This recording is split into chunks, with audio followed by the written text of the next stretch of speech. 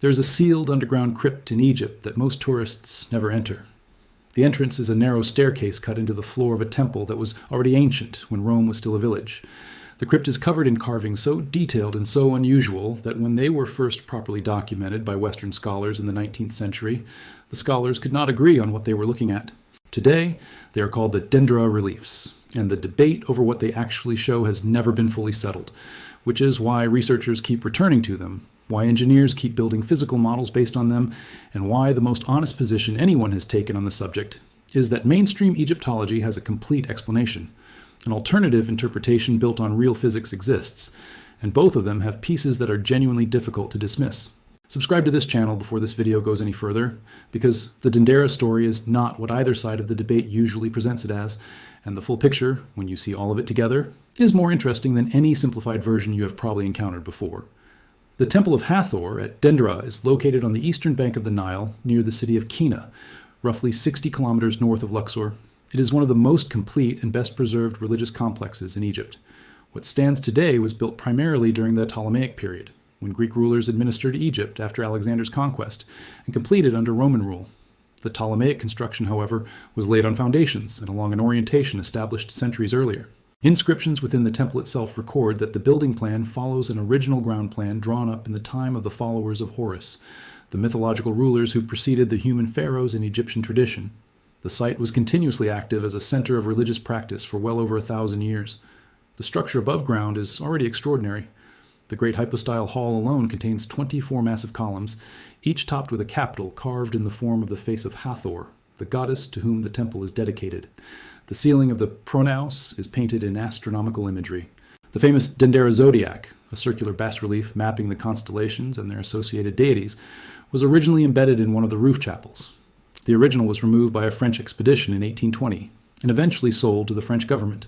It now sits in the Louvre in Paris. A cast replica occupies the original ceiling position in the temple today. But the Dendera zodiac is not what brings researchers back year after year looking for something they cannot fully explain. What does that is underground?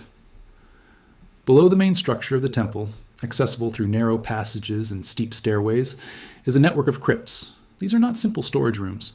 They are elaborately decorated spaces containing some of the most precisely carved reliefs in the entire Hathor complex. The crypts are documented as having served multiple functions in the temple's operational life. They housed the statues of the gods, objects made of precious materials that were stored underground, in what Egyptological texts describe as the bodies of the gods, kept in darkness until specific ritual occasions brought them up into the light. The texts accompanying the statues in the crypts are among the most complete records of their kind anywhere in Egypt, and on the walls of these crypts, carved with the same extraordinary precision as the sacred objects described in the accompanying texts, are the reliefs that have generated more debate than almost anything else in Egyptian archaeology. There are 3 principal objects depicted, each shown twice, meaning there are 6 total relief panels distributed between 2 different crypt chambers. Each depiction follows the same structural pattern. An elongated oval shape stretching horizontally across the wall. Inside the oval, a serpent, extending from one end toward the other. At the end where the serpent's tail begins, a lotus flower with its stem connecting to the bottom of the oval container. Beneath the entire structure, a cable or cord running horizontally, and in some panels, a standing figure, a priest or craftsman, appearing to support or present the object in an upright position. The mainstream Egyptological explanation for these images is detailed and documented. The god depicted inside the oval is Harsamtis, a deity associated with solar and creative energy, specifically in his form as the primordial serpent who rises from the lotus at the moment of creation. The oval container is identified as the HN, an Egyptian hieroglyphic symbol meaning vessel or womb. In this interpretation, the relief depicts the cosmological event of the creator god emerging from the lotus blossom within the protective womb of the sky goddess Nut, an act of divine generation that Egyptian religious tradition placed at the very beginning of existence. The Djed pillar, sometimes shown supporting the oval from beneath, is a well-documented symbol of stability and backbone, associated with the god Osiris, widely present throughout Egyptian temple iconography. The priests depicted holding or accompanying the objects are performing their standard ritual role of presenting sacred items to the divine realm. This interpretation is grounded in the surrounding text. The French Egyptologist Wolfgang Waitkiss, who produced the definitive scholarly analysis of the Dendera crypt texts in a 1997 publication that remains the authoritative academic reference on the subject, examined the hieroglyphic inscriptions surrounding the reliefs in detail. The texts consistently identify the serpent as Harsamtis and the surrounding imagery in the language of Egyptian creation mythology. Waitkus's conclusion, shared by the mainstream Egyptological community, is that the reliefs are cosmological representations whose symbolic meaning is explicitly provided by the text that accompanies them. That explanation is real. It is documented. It is based on reading the actual hieroglyphs, rather than looking only at the visual imagery. Anyone presenting the Dendera reliefs as a mystery while ignoring the surrounding text is giving you an incomplete picture. But the visual imagery does not fully collapse into that explanation, and the specific details that resist it are not trivial. In 1966, the Austrian electrical engineer Walter Garn examined photographs of the Dendera reliefs and noted something that the scholarly literature had not specifically addressed.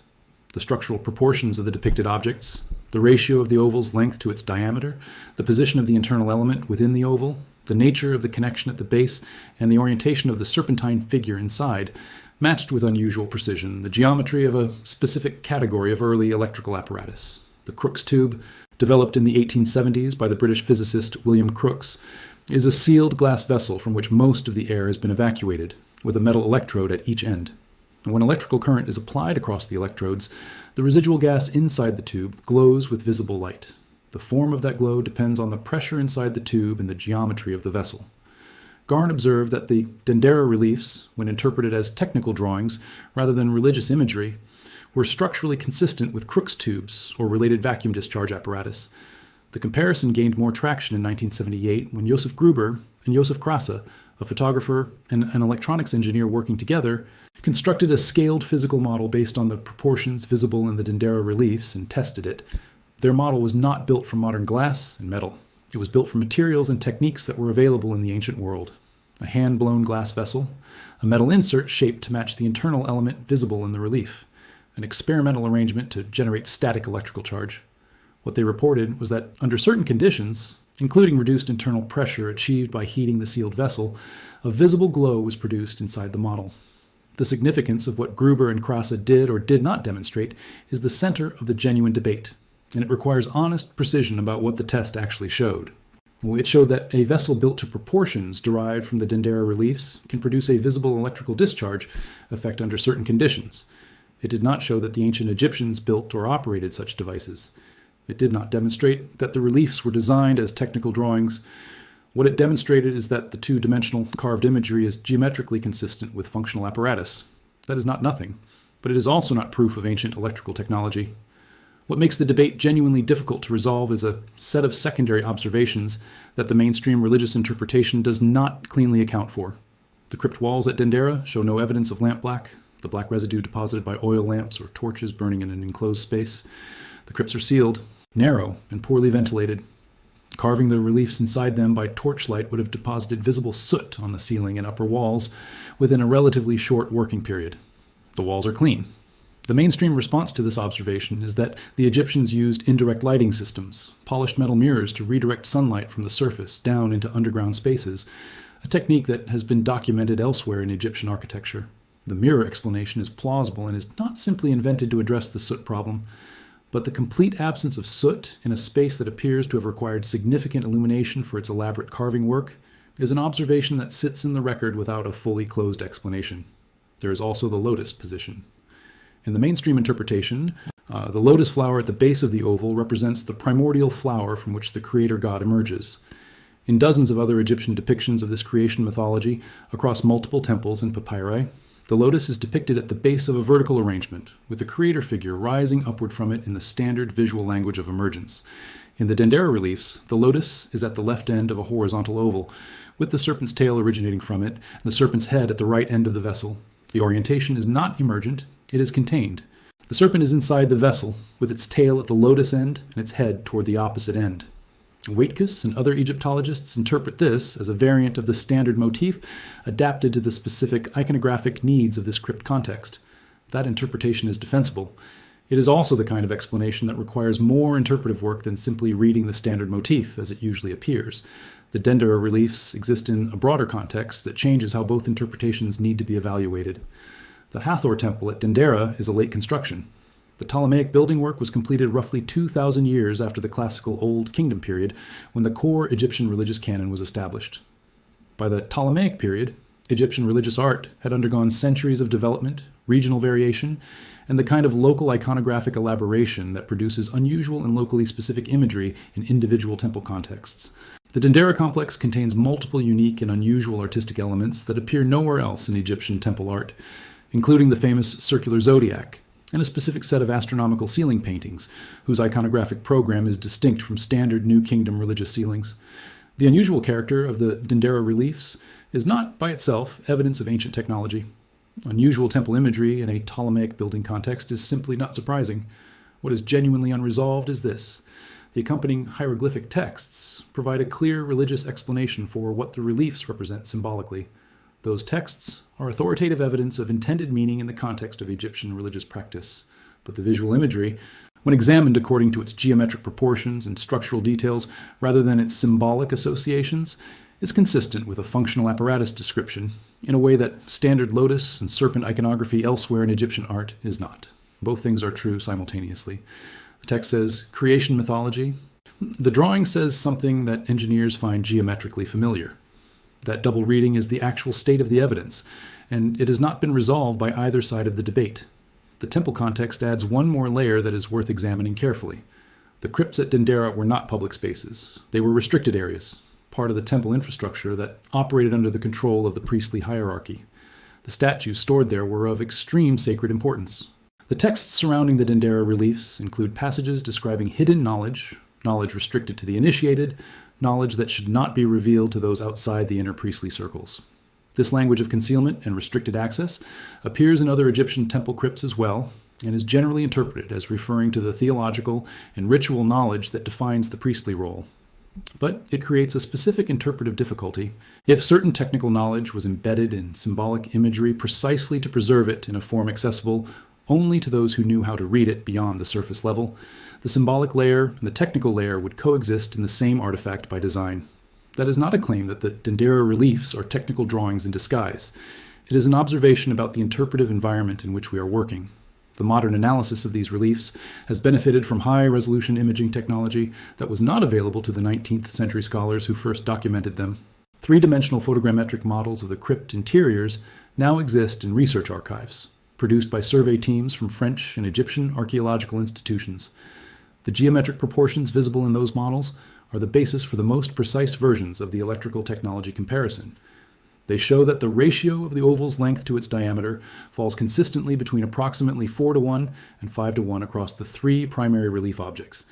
They show that the internal element, the serpent, occupies roughly 70 to 75% of the interior length and is positioned along the central horizontal axis, rather than in contact with the upper or lower surfaces of the vessel. And they show that the base connection, the element running beneath the oval that is interpreted either as a cable or as a decorative border, maintains consistent proportional width relative to the vessel dimensions across all 6 relief panels. Those proportions do not appear in standard Egyptian lotus and serpent iconography elsewhere. They appear in these 6 panels and nowhere else in the documented Egyptian corpus. Whether that geometric specificity reflects technical precision embedded in a religious image, or simply represents the local iconographic convention of the Dendera Ptolemaic workshop, is the question that the available evidence does not definitively answer. Leave your interpretation in the comments. This is exactly the kind of question where the most useful contributions come from people who have looked at the actual relief photographs rather than relying on any secondary description, because the details that matter most are visual and proportional, and they are available in publicly accessible archaeological archives. Subscribe before you leave, because the next video covers the no-soot problem in greater detail across multiple Egyptian underground sites and examines whether the mirror light explanation actually accounts for the physical evidence in every case. The crypt is still there. The reliefs are still on the walls. And the question of exactly what the Egyptians were depicting in those underground chambers with the precision and care that level of craftsmanship requires has not been answered completely by anyone who has looked at them yet. The broader Egyptian context for the Dendera debate involves something that almost never gets discussed in popular coverage, but that changes the interpretive picture significantly. The ancient Egyptians possessed a documented tradition of encoding multiple layers of meaning into the same image simultaneously. This was not accidental ambiguity. It was deliberate and systematic. Egyptologists who have studied the structure of Egyptian religious texts and imagery in depth have documented what they call the principle of simultaneous multiplicity, the practice of designing a single image or text to convey different meanings at different levels of reading depending on the knowledge and context of the viewer. A relief that depicts a religious event to a temple visitor would also depict an astronomical event to an astronomer priest who understood the celestial symbolism, and potentially a third layer of meaning to an initiate with deeper access to the temple's technical knowledge. This principle does not mean that every Egyptian image has a hidden technical meaning behind its religious surface. It means that the Egyptian system of representation was built to accommodate multiple simultaneous readings as a feature, not a bug. The question is not whether the Dendera reliefs have a religious meaning. They clearly do, and that meaning is explicitly stated in the accompanying text.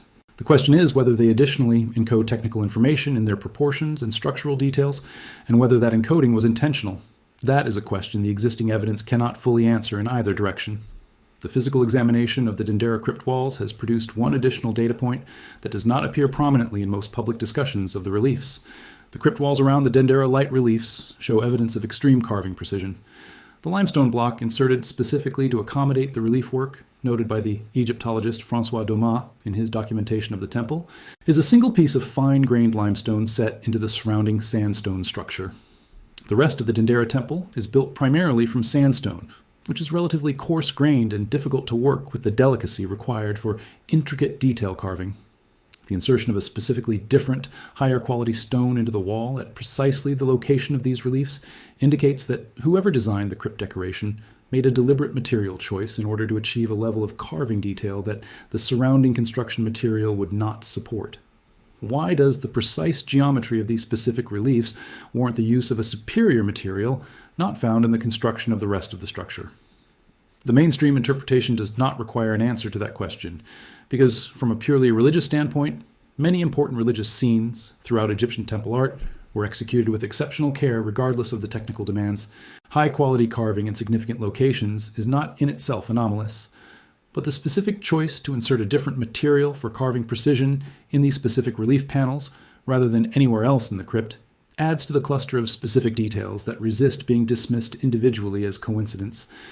The comparison to actual documented ancient optical knowledge is where the story connects to broader questions about what the ancient Egyptians understood physically and technically.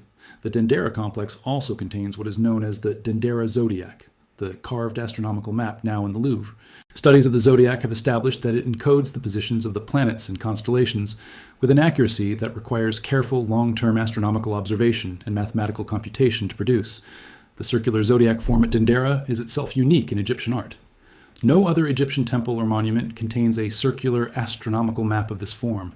The astronomical knowledge embedded in the Dendera complex, in its ceiling paintings and in the zodiac, is not disputed. It is documented, studied, and accepted as evidence of sophisticated astronomical capability on the part of the Ptolemaic Egyptian priestly community. If the people who designed the Dendera complex possessed sufficient mathematical and observational capability to embed precise astronomical data in a circular carved map, the question of whether they also possessed enough physical understanding to recognize and potentially replicate specific electrical or luminescent phenomena becomes more interesting than it might otherwise be. This is not a claim that they did. It is a recognition that the competence baseline established by the astronomical evidence is not incompatible with the technical capability implied by the electrical technology interpretation. The no-soot problem appears in other Egyptian contexts that parallel the Dendera situation. And examining those parallels clarifies both what the observation proves and what it does not. The burial chambers inside the Great Pyramid at Giza contain wall paintings and carvings produced in spaces that had no natural light, and that, if worked by torchlight, would show soot deposits on the ceiling and upper walls.